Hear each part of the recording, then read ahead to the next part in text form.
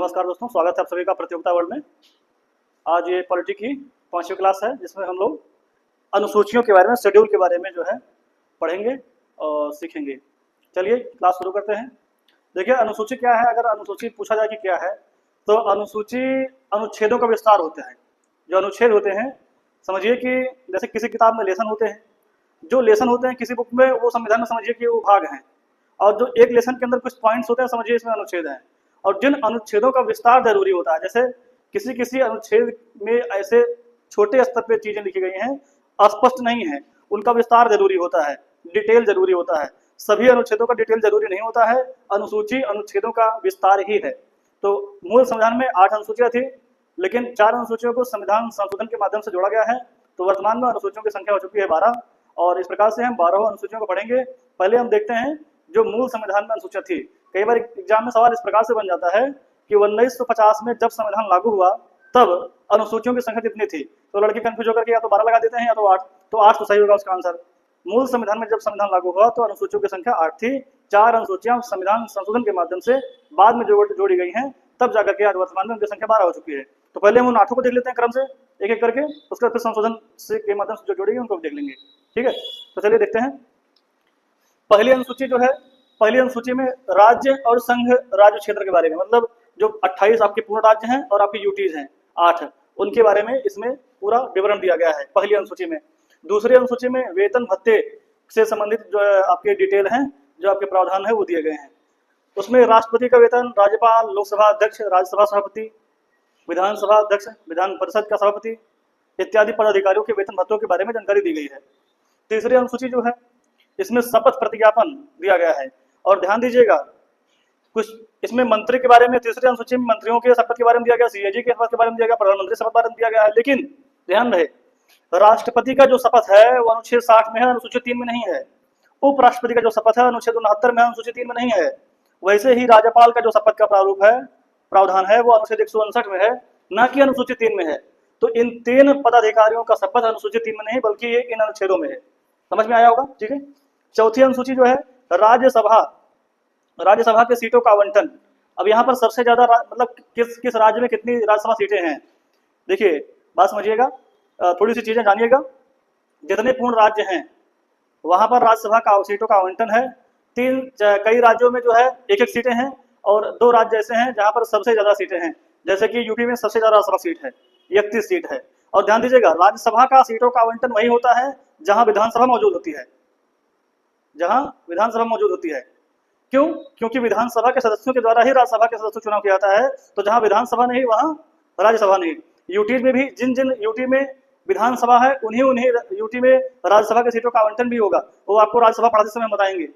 अभी यहाँ पर इतना समझिए, सबसे ज्यादा राज्यसभा की सीट उत्तर प्रदेश में है, 31 सीट है, 31 सीट सबसे ज्यादा राज्यसभा की सीट 31 जो है यूपी में है। उसके बाद महाराष्ट्र में है 19 सीट। तो ये सबसे ज्यादा राज्यसभा सीट वाले राज्य हैं। ठीक है। और जम्मू कश्मीर में, यूटी में सबसे ज्यादा जो है जम्मू कश्मीर में है 4 सीट राज्यसभा की। ठीक है। और चलिए उसके आगे देखते हैं। 5वीं अनुसूची में क्या है, असम, मेघालय, त्रिपुरा, मिजोरम के अलावा जो जनजातीय क्षेत्र हैं उनके प्रशासन एवं नियंत्रण संबंधित प्रावधान दिए गए 5वीं अनुसूची में। 6ठी में क्या है, असम, मेघालय, त्रिपुरा, मिजोरम के जनजातीय क्षेत्रों का प्रशासन एवं नियंत्रण। तो यहाँ ध्यान दीजिएगा 5वीं में असम, मेघालय, त्रिपुरा, मिजोरम को छोड़ करके जो अन्य जनजातीय एरियाज हैं उनके प्रशासन और नियंत्रण बारे में है, जबकि 6वीं अनुसूची में असम, मेघालय, त्रिपुरा, मिजोरम के जनजातीय क्षेत्रों के बारे में है। अगला है 7वीं अनुसूची। अब 7वीं अनुसूची में जो है सेपरेशन ऑफ पावर, शक्ति पृथक्करण, इसमें शक्तियों को बांट दिया गया है। हमारे यहाँ सरकारें 2 स्तर की हैं, तीसरे स्तर सरकार पंचायती राज व्यवस्था मानी जाती है। दोनों स्तर की सरकारों के मध्य शक्तियों में बंटवारा हो चुका है। हमारे यहाँ 7वीं अनुसूची में 3 सूचियां हैं, संघ सूची, राज्य सूची, समवर्ती सूची। अब इसमें कुछ विषय शामिल हैं, जैसे कि संघ सूची में 100 विषय है। इस पे ध्यान दीजिएगा, काम 2 प्रकार के, जो 100 विषय इसमें दिए गए हैं संघ सूची में, इसका नाम ही है संघ, इसलिए जो 100 विषय इसमें दिए गए हैं उस पर यदि पॉलिसी बनाना होगा, काम करना होगा तो सेंट्रल गवर्नमेंट करेगी। अगर उस पर कानून बनाना होगा, लॉ बनाना होगा तो पार्लियामेंट बनाएगी, संसद बनाएगी। इसमें कुछ ऐसे महत्वपूर्ण आपके विषय हैं, विषय से भी सवाल आ जाते हैं कि निम्नलिखित विषय किस सूची विषय है। तो जैसे बैंकिंग है, संघ सूची विषय है। जनगणना, निगम कर, रेलवे, विदेश नीति, रेडियो, शेयर बाजार इत्यादि जो महत्वपूर्ण आपके विषय हैं वो से आपके संघ सूची विषय हैं। ध्यान दीजिएगा, ये इंपॉर्टेंट है इसलिए मैंने लिख दिया है। अगला राज्य सूची। राज्य सूची में पहले 66 विषय थे, अभी 61 विषय हैं। 5 विषयों को संविधान संशोधन करके समवर्ती सूची में शामिल कर दिया गया है, इसलिए यहाँ 5 कम हो गए हैं और अभी यहाँ पर वर्तमान विषयों की संख्या 61 है। और 61 में से यहाँ जो राज्य सूची के विषय होते हैं इस पर पॉलिसी बनाने का काम होता है स्टेट गवर्नमेंट का, कानून बनाने का काम होता है आरबीएम का, राज्य विधानमंडल कानून बनाने का इस पर अधिकार होता है। बहरहाल कभी कभार ऐसी स्थितियां होती हैं जब राज्य सूची के विषय पर भी कानून संघ बना लेता है, जैसे कि आपको पता होगा अनुच्छेद 249 राज्यसभा विशेष अधिकार है। यदि राज्यसभा अपने उपस्थित और मतदान करने वाले सदस्यों को 2/3 बहुमत से प्रस्ताव पारित करके किसी राज्य सूची के विषय को संघ सूची विषय घोषित कर दे तो उस पर संसद को कानून बनाने का अधिकार प्राप्त होता है, भले ही वह राज्य सूची विषय हो। जब किसी राज्य में राष्ट्रपति शासन लागू हुआ होता है उस स्थिति में राज्य सूची के विषय पर भी संघ कानून बना सकता है। तो वो आपको मैं बता दूंगा, बहुत सारे ऐसे स्थितियां होती हैं, सिचुएशंस होते हैं जब राज्य सूची के विषय पर भी संघ कानून बना लेता है, जैसे मैंने बताया 249, 356 इत्यादि। ठीक है, चलिए उसके आगे इसमें 61 विषय हैं। 61 विषयों में कुछ महत्वपूर्ण विषय देखते हैं, जैसे भूमि सुधार, कृषि, स्वच्छता, कारागार, पुलिस, रेलवे पुलिस इत्यादि। ठीक है, ये राज्य सूची विषय हुए। अब समवर्ती सूची देखते हैं। देखिए समवर्ती सूची क्या है, जो राज्य सूची राज्यों के लिए, संघ सूची केंद्र के लिए कुछ ऐसे विषय होते हैं जो राज्य और केंद्र दोनों से संबंधित होते हैं, तो उस पर कानून बनाने का अधिकार भी दोनों का होता है। समवर्ती सूची के विषयों पर पॉलिसी बनाने का काम संघ और राज्य दोनों कर सकते हैं, कानून बनाने का काम भी संघ और राज्य दोनों कर सकते हैं। बहरहाल अगर राज्य के द्वारा बनाया कानून और संघ के द्वारा बनाए गए कानून का टकराव हो जाता है आपस में, तो संघ द्वारा बनाया कानून जो होता है मान्य होता है। ठीक, मतलब संसद द्वारा बनाया कानून मान्य होता है टकराव की स्थिति में। अब यहाँ पर देखिएगा, इसमें जो है पहले 47 विषय थे, अभी 52 विषय हैं। क्यों? क्योंकि यहाँ पर पहले 66 विषय थे, 61 हो गए, घट गए 5 कैसे, तो जो यहाँ राज्य सूची से 5 विषय घटे हुए हैं वो यहीं शामिल कर दिए गए हैं और यहाँ संख्या हो गई है 52। तो कौन कौन से 5 विषय शामिल किए गए हैं, ध्यान दीजिएगा। 42वें संविधान संशोधन के माध्यम से 1976 में 5 विषय, शिक्षा, वन, नापतौल, न्याय प्रशासन, वन्य जीवों की रक्षा, ये 5 विषय ऐसे हैं जो पहले राज्य सूची में थे, उनको 1976 में 42वें संशोधन के द्वारा समवर्ती सूची में शामिल कर दिया गया। इस प्रकार वर्तमान में समवर्ती सूची में 52 विषय हो चुके हैं और समवर्ती सूची पर पॉलिसी बनाने का काम स्टेट गवर्नमेंट और सेंट्रल गवर्नमेंट दोनों कर सकते हैं और इसमें कानून बनाने का काम संसद और आरबीएम दोनों कर सकते हैं, बशर्ते टकराव की स्थिति में संसद द्वारा बनाया कानून मान्य होता है। तो ये आपको समझ में आया होगा। ठीक है, शक्तियां बांट दी गई हैं सरकारों को कि आपका ये काम रहा, आपका ये काम रहा, अलग अलग लोगों को अलग अलग काम दे दिए गए हैं। उसके बाद 8वीं सूची देखते हैं। 8वीं सूची में भाषा से संबंधित प्रावधान है, लैंग्वेज।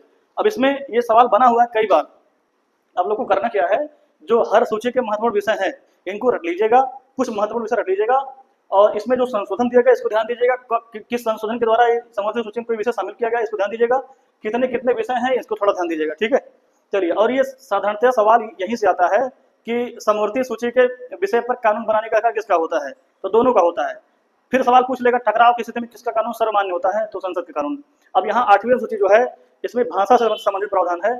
पहले इस अनुसूची में 8वीं अनुसूची में मूल संविधान में 14 भाषाएं ही केवल शामिल थी। फिर एक संशोधन किया गया, कौन सा संशोधन किया गया, 21वां संशोधन किया गया 1967 में। 8वीं अनुसूची में मूल संविधान में केवल 14 भाषाएं ऐसी थी, लैंग्वेज थी जिनको संवैधानिक मान्यता मिली हुई थी। 21वां संशोधन किया गया कब, 1967 में किया गया और सिंधी भाषा को संवैधानिक मान्यता दिया गया, 8वीं अनुसूची में जोड़ा गया। इस प्रकार सिंधी भाषा 8वीं अनुसूची में शामिल होने वाली 15वीं भाषा है। दूसरा संशोधन किया गया, इसमें टर्म को पकड़िएगा, मूल संविधान में 8वीं अनुसूची में 14 भाषाएं, 15वीं भाषा के रूप में सिंधी भाषा 21वें संविधान संशोधन के द्वारा 1967 में। ये सवाल इसमें आया हुआ है कई बार कि 8वीं अनुसूची में अभी तक टोटल कितनी बार संशोधन हुआ है, तो अभी तक टोटल 3 बार संशोधन हुआ है। एक बार मैंने बताया 21वें के माध्यम से 1967 में सिंधी भाषा जोड़ा गया जो कि 15वीं भाषा बनी। उसके बाद 71वां संशोधन 1992 में दूसरी बार 8वीं अनुसूची में संशोधन हो रहा है। तब यहाँ पर कोकड़ी, मणिपुरी और नेपाली भाषा जोड़ा गया जो कि इस प्रकार से यहाँ पर हो गई भाषाओं की संख्या 18 हो गई। ठीक है, अभी 18 भाषा यहाँ पर मान्यता मिल चुकी है। फिर एक संशोधन होता है 92वां संशोधन 2003 में, तो 92वें संशोधन के माध्यम से 4 भाषाओं को जोड़ा गया, बोडो, डोंगरी, मैथिली, संथाली। इस प्रकार से यहाँ पर अभी भाषाओं की संख्या हो चुकी है 22। वर्तमान में 8वीं अनुसूची में कुल भाषाओं की संख्या 22 है जिनको संवैधानिक मान्यता दी गई है। ठीक है, चलिए इतना आशा करते हैं आपको समझ में आएगा। इसके आगे आप देखते हैं कि कौन कौन सी अनुसूचियां संविधान संशोधन के माध्यम से जोड़ी गई। उसके पहले आपको एक पॉइंट बता देते हैं। 7वें अनुसूची में 3 सूचियां हैं, संघ सूची, राज्य, समवर्ती। देखिए कुछ ऐसे विषय होते हैं जो इन सूचियों में नहीं होते हैं, वो विषय होते हैं अवशिष्ट सूची में, अवशिष्ट सूची में होते हैं। ये अवशिष्ट सूची का जो प्रावधान किया गया है वो हमारे यहाँ संविधान लिया गया है, ये कनाडा से लिया गया है। और इतना ध्यान रखिएगा, अनुच्छेद 248 के तहत अवशिष्ट सूची के विषयों पर कानून बनाने का जो अधिकार है वो सिर्फ संसद को है। और जो यह बचा खुचा विषय होता है जो तीनों सूचियों में नहीं होता है, वही होता है अवशिष्ट सूची में। और ऐसे विषयों पर कानून बनाने की जो संसद की अधिकारिता है, वही एकात्मक लक्षण है, इस संविधान का एकात्मक लक्षण है। ठीक है, इतना ध्यान रखिएगा। चलिए इसके आगे देखते हैं। 9वीं अनुसूची जो है प्रथम संविधान संशोधन के माध्यम से 1951 में जोड़ा गया। 1951 के समय पर संसद का गठन हुआ नहीं था, लोकसभा राज्यसभा का गठन हुआ नहीं था। तो जो यह संविधान संशोधन है, यह संविधान सभा द्वारा किया गया, संविधान सभा द्वारा किया गया। और 9वीं अनुसूची प्रथम संविधान संशोधन के माध्यम से 1951 में संविधान सभा द्वारा जोड़ा गया। इसमें है क्या, इसमें भूमि सुधार से संबंधित कानून है, भूमि सुधार से संबंधित कानून है। तो इसमें ध्यान दीजिएगा, इसमें कानूनों की संख्या काफी ज्यादा है, लेकिन 284 कानून ऐसे हैं जो 1973 के पहले के हैं। 1973 में 24 अप्रैल को मूल ढांचे सिद्धांत लागू हुआ। उसके पहले के जो 284 कानून है 9वीं अनुसूची में, उस पर जुडिशियल रिव्यू नहीं हो सकता है। न्यायिक 284 कानून जो 1973 के पहले के हैं, उस पर न्यायिक परीक्षण नहीं किया जा सकता। और ये कहाँ कहा गया है, ये वामन राववाद 1982 में कहा गया कि 9वीं अनुसूची में जो कानून मूल ढांचे के सिद्धांत के लागू होने के पहले के हैं, उस पर जुडिशियल रिव्यू या न्याय परीक्षण नहीं किया जा सकता। न्याय परीक्षण ये होता है कि जैसे जो कानून भविष्य में समय के हिसाब से गलत हो जाएंगे, उनको गलत समझा जाएगा, उनको बदला जाता है, तो बदलने की व्यवस्था यही है न्यायिक परीक्षण, ये उनको गलत ठहराया जाए तो न्यायिक परीक्षण या जुडिशियल रिव्यू कहलाता है। तो 284 कानून जो मूल ढांचे के सिद्धांत लागू होने के पहले के हैं, उस पर न्यायिक परीक्षण नहीं होगा, उसको नहीं बदला जाएगा। बाकी जो उसके बाद कानून है उसको बदला जा सकता है। अब इसको देख लीजिए आप लोग, उसके बाद अगली अनुसूची देखते हैं।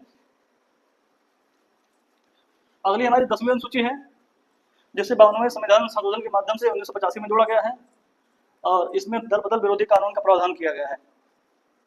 ठीक है, अगली अनुसूची हमारी 10वीं अनुसूची है, इसे 52वें संविधान संशोधन के द्वारा 1985 में जोड़ा गया है, और इसमें दल बदल विरोधी कानून, दल बदल कानून है।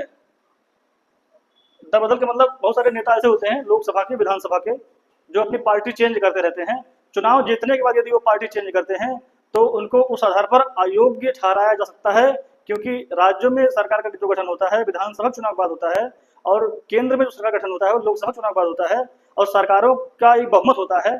अगर लोकसभा के सांसद और राज्य में विधानसभा के एमएलए अगर अपना पार्टी चेंज करते रहेंगे चुनाव जीतने के बाद, तो सरकार के जो सत्ता पक्ष है उसका बहुमत का आंकड़ा गड़बड़ा जाता है, और यदि बहुमत का आंकड़ा कम हो गया तो उसकी सरकार गिर जाती है, उसकी सरकार को इस्तीफा देना पड़ता है। तो ये एक दुविधा है, फिर से नई सरकार चुनी जाएगी तो एक समस्या होगा, बार बार चुनाव सरकार कराते रहे, सरकार चुनी जाए बार बार, कई बार ऐसा हो, तो ये दुविधा है। इसलिए सरकार द्वारा कानून लाया गया कि कोई भी व्यक्ति, कोई जो सांसद है, कोई विधायक जो है, वो जो लोकसभा का सांसद और विधानसभा का जो विधायक है, वो सदस्य है, विधायक है, पार्टी नहीं चेंज करेगा चुनाव जीतने के बाद। यदि उसमें कुछ अपवाद होते हैं, जैसे 2 से 3 सदस्य यदि एक व्यक्ति सदस्य एक साथ निकल जाए तो उनको नहीं निकाला जाता है, वो सब आपको मैं बता दूंगा।